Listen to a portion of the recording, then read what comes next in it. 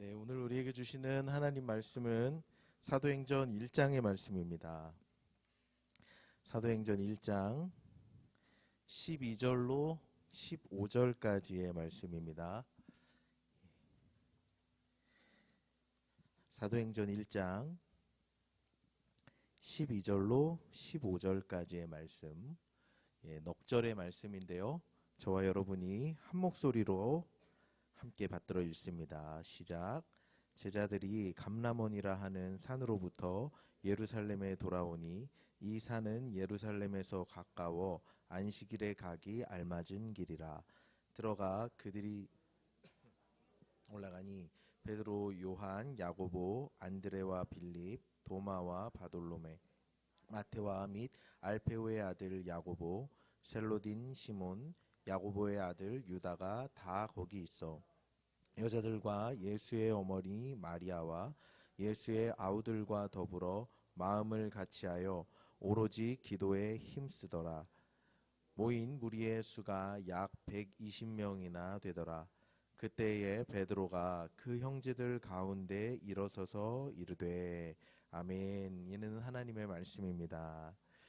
말씀 나누기 전에 광고를 드리면요. 다음 주는 이제 명절 연휴의 끝날이지 않습니까? 그래서 다음 주는 한 주 휴강하도록 하고요. 댁에서 또 기도를 쌓아 주시기를 부탁드립니다. 많은 분들이 궁금해 하시더라고요. 왜 찬양 끝나고 통성 기도를 안 하고 대표 기도를 하는가? 여러분 그 이유를 혹시 아세요? 아무도 모르실 텐데요. 아직 우리 찬양팀이 찬양 없이 반주만 하면 잘 안 맞습니다. 그래서 주여 하고 기도를 하면 찬양팀이 잘 안 맞아서 어수선해서요. 그게 좀 어려워서 당분간은 대표 기도로 이렇게 찬양을 마무리합니다. 또 이제 좀 잘 맞으면 또 바꿀 건데요. 또 왜 바꿨나 이렇게 생각하지 마시고 우리가 이제 지난 학기에 개척한 모임이잖아요. 그래서 초반에는 좀 이렇게 많이 이렇게 움직입니다. 유동성이 있으니까요. 그렇게 이해해 주시기를 바랍니다. 제 마이크 볼륨 조금만 더 올려주시면 제가 좀 더 편하게 설교할 수 있을 것 같습니다. 하나님 말씀 나누겠습니다. 하나님은 우리와 함께 하십니다. 아멘. 여러분 믿으시죠? 하나님은 영원까지 우리와 영원히 함께 하십니다. 그게 팩트예요. 그게 사실이고 그게 진리고 절대 변하지 않는 사실입니다. 그 약속은 어제나 오늘이나 내일이나 단 하루도 변하지 않을 거예요. 한순간도 변하지 않을 거예요. 하나님은 저와 여러분과 영원히 함께 하실 겁니다. 그런데 이게 정말 사실이고 팩트인데요. 우리의 느낌은 또 달라요. 우리가 하나님이 함께 하시는 것을 느끼고 알고 깨닫고 살아가는 것은 그 사실과는 또 약간 다른 이야기입니다. 별개의 문제 같아요. 많은 분들이 많은 신앙 생활하는 대부분의 그리스도인들이 상당히 많은 시간 하나님의 임재를 놓치고 삽니다. 개인적으로도 그렇고 또 공동체적으로도 그렇습니다. 우리가 하나님을 생각하는 열심이 부족해서 그 하나님의 임재를 놓치고 살 때도 많지만 또 애써서 하나님을 기억하려고 해도 하나님이 보이지 않을 때가 있어요. 여러분 욥 한번 생각해 보시죠. 욥은 고난 당하면서 하나님을 그토록 불렀는데 하나님께서 38장까지 응답을 하지 않습니다. 1장부터 하나님의 대사는 한 번도 안 나와요. 욥기 23장에 욥이 뭐라 그러는지 아세요? 앞으로 가도 아니 계시고 뒤로 돌이키나 볼 수 없구나. 왼편에서 일하시나 내가 만날 수 없고 오른편으로 가도 만날 수 없구나. 하나님 안 계시다는 이런 고백을 하거든요. 그러니까 욥도 위대한 신앙의 사람이었지만 하나님 앞에 온전하고 흠이 없는 사람이었다고 1장에서 말하거든요. 그런 사람도 하나님의 부재를 경험하면서 살았어요. 다니엘은 어땠는지 한번 생각해 보실래요? 여러분 다니엘서를 이렇게 머릿속에 쭉 떠올려 보시면 다니엘서 1장에 어떤 그 본문이 있냐면 다니엘이 뜻을 정하고 환관장이 주는 음식을 거부하지 않습니까? 기억나시죠? 나 이거 안 먹겠다. 그래서 열흘간만 테스트해봐라. 그 시험이 있잖아요. 그때가 다니엘이 약 10대쯤으로 이렇게 생각합니다. 소년의 때. 다니엘의 또 가장 유명한 에피소드는 사자굴 떨어진 이야기지 않습니까? 6장이거든요. 그때 치리하던 왕이 다리오인데 역사적으로 이렇게 하면 다니엘이 1장부터 6장 오는 데까지 최소 60년에서 70년이 흘러요. 할아버지가 된 다니엘이거든요. 사자굴 시험을 최소 70대, 80대 노인이 경험하는 거예요. 그런데 놀라운 사실은 뭐냐면 다니엘은 10대 때 잡혀와서 그 80 노인이 되기까지 성전을 한 번도 가보지 못했다는 거죠. 성전 예배를 단 한 번도. 왜? 바벨론엔 성전이 없잖아요. 다니엘은 매일 하루 3번 창을 열고 기도했겠지만 하나님의 충만한 임재, 우리처럼 이렇게 마음 놓고 찬양하고 이런 거 없었어요. 어쩌면 다니엘 일평생을 하나님 부재 속에서 홀로 오롯이 외로이 그 기도의 싸움을 감당하며 버티고 있었는지도 모르죠. 놔버리고 싶지만 겨우겨우 버티고 있었는지도 몰라요. 그러니까 믿음의 사람이라 할지라도, 신앙의 사람이라 할지라도, 하나님의 사람이라 할지라도, 기도하는 사람이라 할지라도 불현듯이 찾아오는 이 하나님의 부재에 대한 감각은 누구도 피할 수 없어요. 이거를 혹자들은 영혼의 밤을 맞이한다 하거든요. 어쩌면 이거는 하나님이 우리 인생에 주신, 우리의 믿음이 성숙하라고 주신 하나의 커리큘럼 같은 한 과목인 거예요. 반드시 통과해야만 하는 하나님이 믿음의 사람들에게 허락해 주시는 커리큘럼 같은 거예요. 공동체적으로도 마찬가지인데요. 성경에 보면요, 구약 성경에서 큰 축을 이루는 2가지 사건이 있습니다. 물론 뭐 다르게도 잡을 수 있겠는데 출애굽기에 나오는 출애굽 사건과 또 열왕기 끝에 역대기, 또 에스라, 느헤미야, 에스더 이런 배경이 되는, 다니엘 배경이 되는 바벨론 포로기 사건이죠. 우리가 잘 아는 것처럼 출애굽기 애굽에서 포로 생활하던 이스라엘 백성들은 자그마치 그 세월이 400년이었습니다. 보통의 시간이 아니었거든요.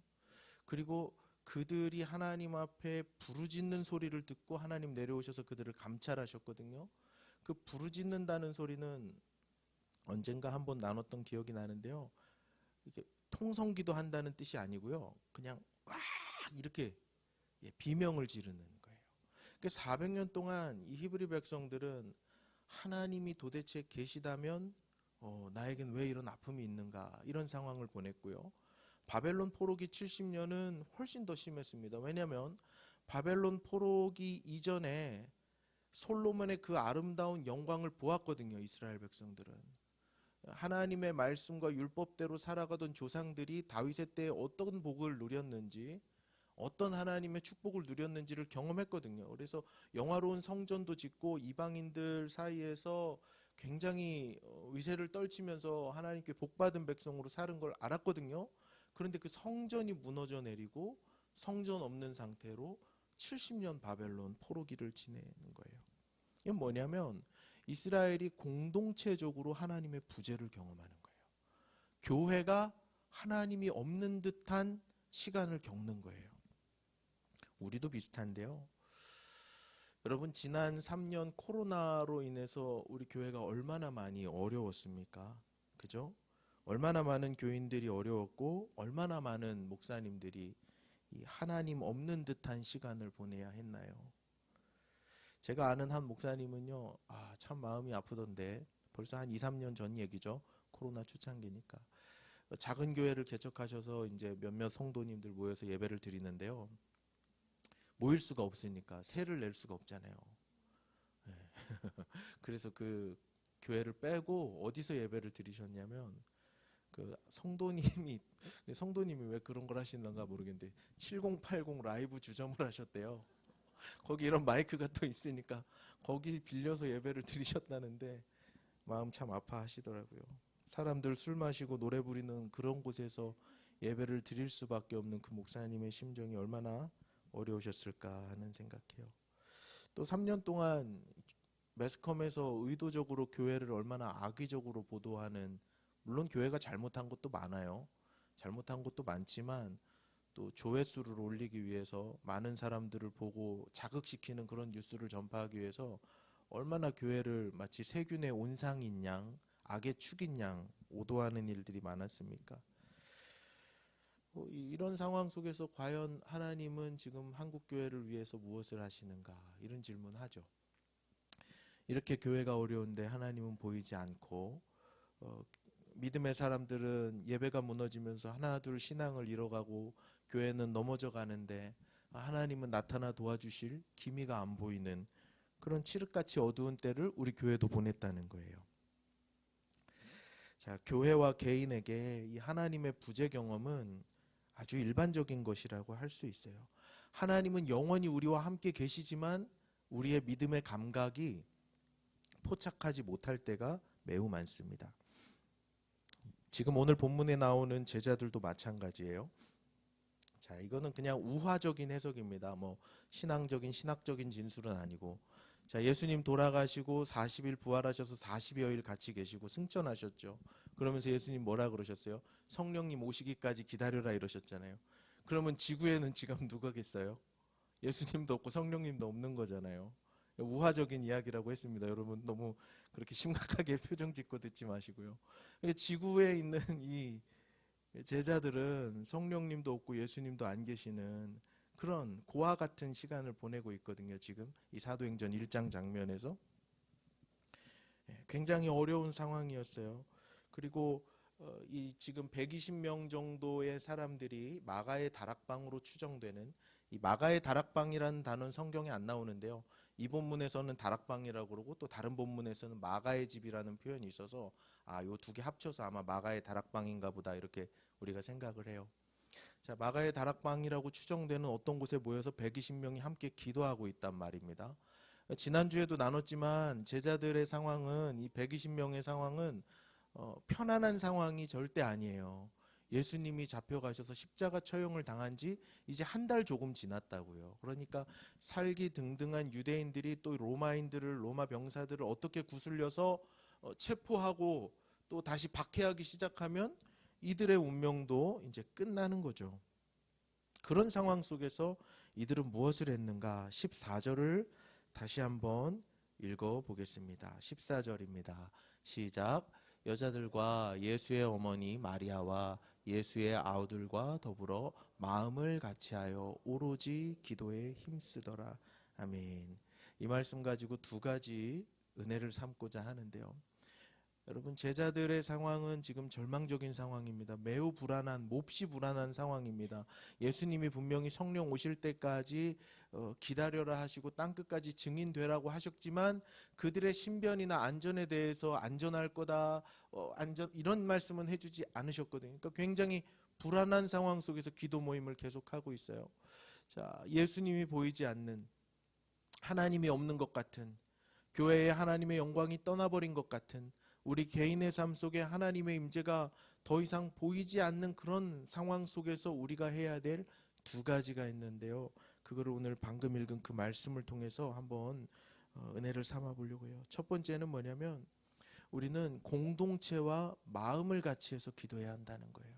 공동체와 마음을 같이 해서 기도해야 한다는 거예요.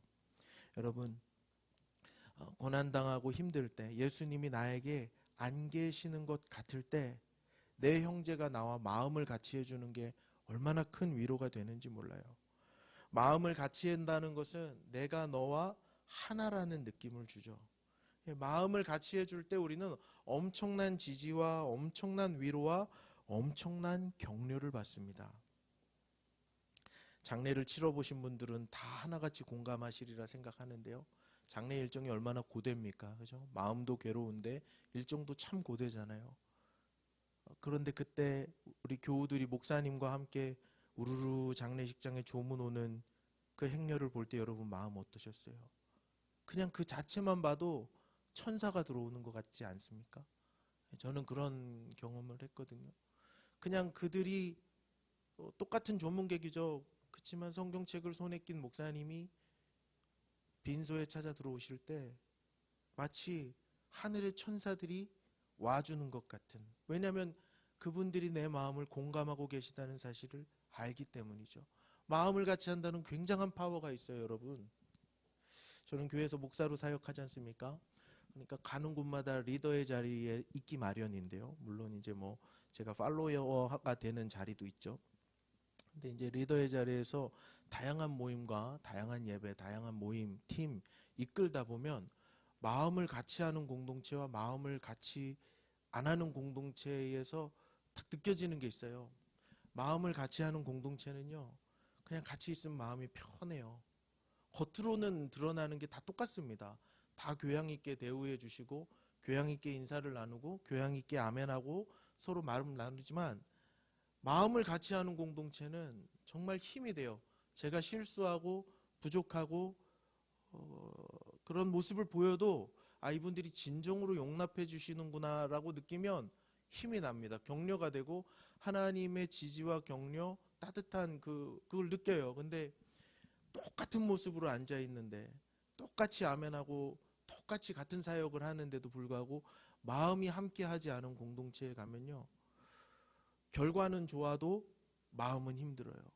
갔다 오면 영적으로 굉장히 소진이 됩니다. 여러분, 비슷한 경험이 여러분들도 다 있으리라 생각하는데요. 고난 중에 누군가와 마음을 같이 하는 것, 굉장한 힘입니다. 특별히 믿음 생활에 있어서 예수님의 부재를 느끼는 상황 속에서 마음을 나눌 친구가 있다? 엄청난 복이에요. 엄청난 복이에요. 여러분, 저는 여러분들이 믿음을 나누는 다윗에게 요나단과 같았던 그런 영혼의 친구들이 있기를 간절히 바랍니다. 믿음의 친구를 사귀십시오. 그 믿음의 친구와 마음을 같이 하며 그 시간을 기도로 견디는 거예요. 또 그런 사람을 찾으려고만 하지 말고 내가 누군가에게 그런 사람이 되주십시오. 내가 우리 구역에서 이 우리 구역원들의 마음을 다 품어주리라 하는 이런 배짱과 포부도 있기를 바라요. 그래서 여러분, 저는 우리의 인생길에서 우리의 믿음의 여정에서 예수님 보이지 않는 것 같은 그 또 교회 속에서 예수님 볼 수 없는 그런 어려운 현실 걸어갈 때 우리 마음을 나누고 함께 기도하는 공동체, 우리 블레싱맘 될 수 있기를 주님의 이름으로 축복합니다. 두 번째 교훈 삼고 싶은 것은요, 아까 14절에 있었던 오로지라는 그 단어에 집중하고 싶은데요.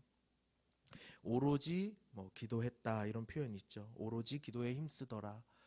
우리가 지금 보고 있는 이 성경책은 개역 개정판이죠.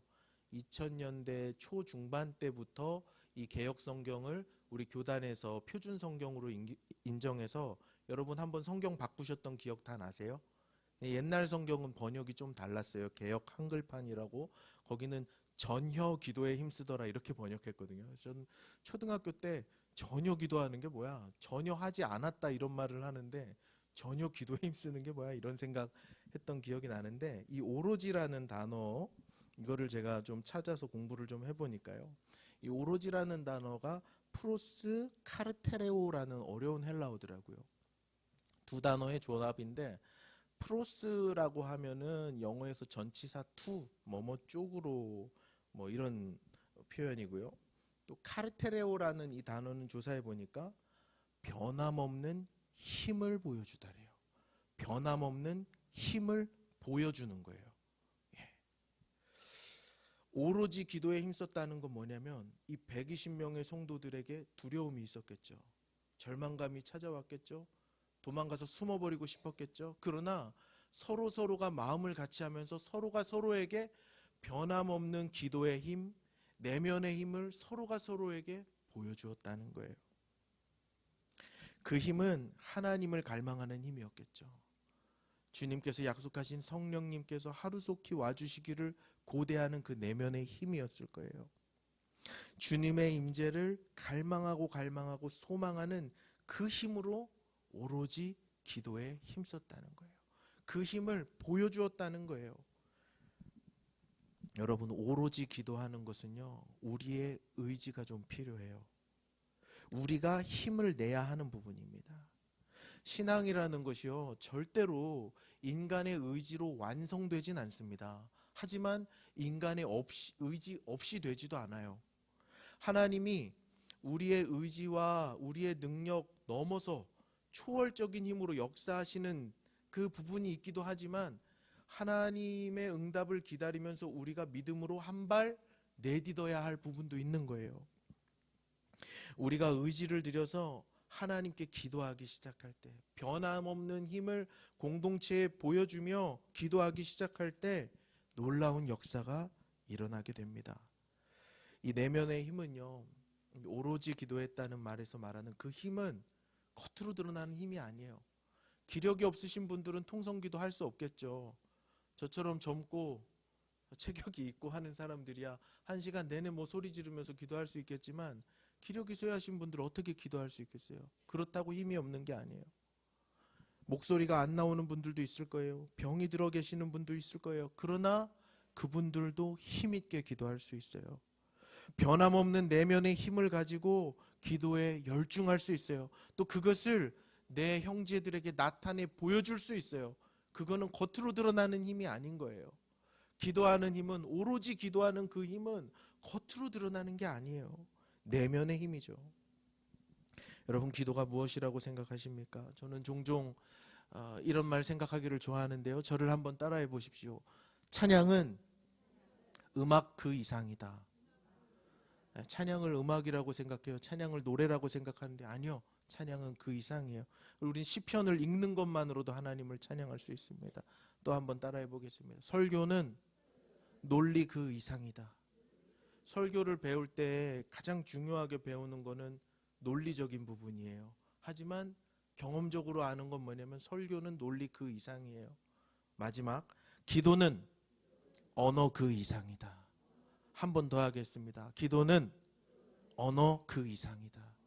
여러분, 말로 기도 못할 수도 있어요. 마음이 짓눌려 버리면, 정말 무거운 짐에 짓눌려 버리면 하나님 앞에 말 한마디 안 나올 수 있거든요. 그냥 하나님 앞에 앉아있는 그 행위 자체가 하나님 앞에 기도가 될 수 있어요. 정말 오기 싫은 기도 모임이었어요. 마음이 너무 병들고 아파서 정말 나오기 힘든 블레싱 맘이었는데 억지로 가방을 들쳐매고 여기 와서 겨우겨우 앉아있는 것, 그게 기도일 수 있어요. 기도는 언어 그 이상이에요. 말이 화려하다고 기도를 잘하는 거 절대 아닙니다. 여러분, 말에 속지 마세요. 말에 속지 마세요. 고린도전서 4장 20절 뭐라 그래요? 하나님의 나라는 말에 있지 아니하고 능력에 있다 그러잖아요. 기도의 능력도 마찬가지예요. 말의 화려함에 기도가 있는 게 아니에요. 말을 못해도 괜찮습니다. 하나님을 갈망하는 내면의 힘이 있다면 주여 한마디, 그것만 그냥 100번, 200번, 1000번 해도 온전한 기도가 될 수 있는 것이에요. 여러분, 저는 저와 여러분이 이 기도를 오로지 했던 사도들처럼 기도를 향한, 하나님을 향한, 소망을 향한 이 내면의 힘을 잃어버리지 않기를 바랍니다.